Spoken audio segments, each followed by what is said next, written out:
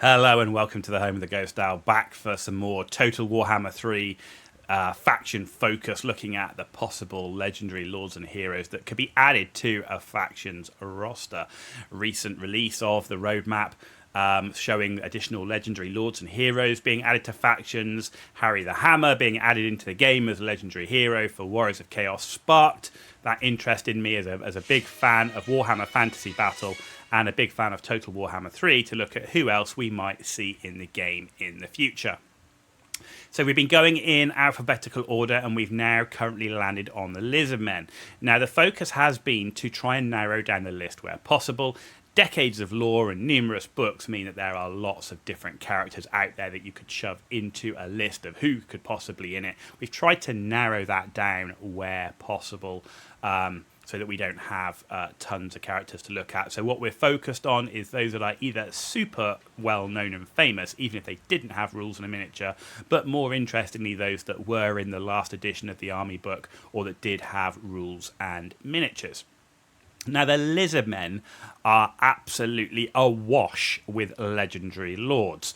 We can see that, if we look at the current lords in the game, we've got Lord Mazdamundi, Kroq-Gar, Tenehuin, and Nakai the Wanderer. So Lord Mazdamundi, Kroq-Gar, and Tenehuin were actually legendary lords in the book. In the army book, as was Lord Kroq, was also a legendary lord, though he's been placed as a hero in the Lizardmen. We have Tic-Tac-Toe, Gorok, and Oxyotl, all who are legendary lords, but were actually heroes in the book. And that sort of, we see this theme in other armies as well, such as Lokir Felhart, for example, who was a hero that's now a lord. And they've also added in Nakai the Wanderer as that sort of horde-style faction roaming around, who is the ancient Kroxigor. So in terms of possible lords to be added to the faction, I really don't think they need any more. I'm not sure that I think every settlement should have its own legendary lord in it.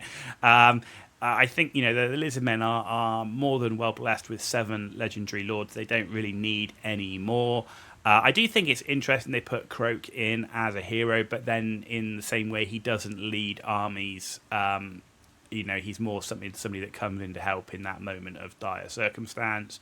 So I can see why he's there. I think there are a couple of heroes, though, who are quite prominent in the Lizardman lore, which aren't in the game and should be considered.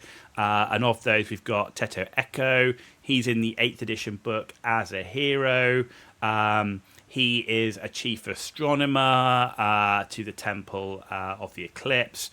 So essentially is one of the greatest skink priests to have ever lived.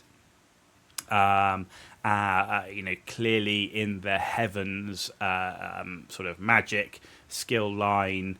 I definitely think he's an interesting one. He's definitely an interesting one as a basically the greatest skink priest. So you could definitely see him as a legendary hero. However, my personal favourite that I would like to add in is Chakax. He was also in the book as an 8th edition hero. In fact, his model still exists today, just under the Seraphon as a Saurus Eternity Warden, but his model is still there. And he was known as the Eternal Warden, Chakax the Eternal Warden, and is the greatest living Saurus Temple Guard. And I think that's why I would prefer him over Teta Echo, because he's a great priest, but I could really see Chakax giving some really nice bonuses around Temple Guard. You could definitely see him in any of those Lord's armies, given what he does. Normally located in and around the Eternity Chamber.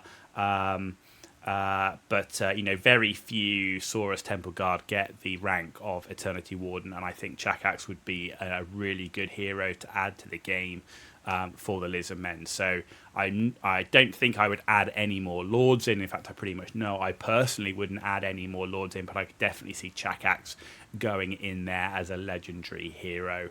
Does that mean they have too many alongside Lord Kroq? Well, not every faction has to have the same number of legendary lords and heroes, and nor should they. And that's why, if I was going to add any new character into Lizardmen, Chakax would be my choice. Hope you've enjoyed the video. If you did, give it a thumbs up. If you didn't know, give it a thumbs down. Let me know why in the comments down below. And if you disagree, don't give it a thumbs down, but put some comments down below that we can have a discussion about who you think could be in the list and added to the Lizardmen roster and why you think they should be there. If you want to see more content, please hit the subscribe button. Totally free for you to do. Means a huge amount for me, so thank you for that in advance. You've been watching The Ghost Owl, and I'll see you back very soon.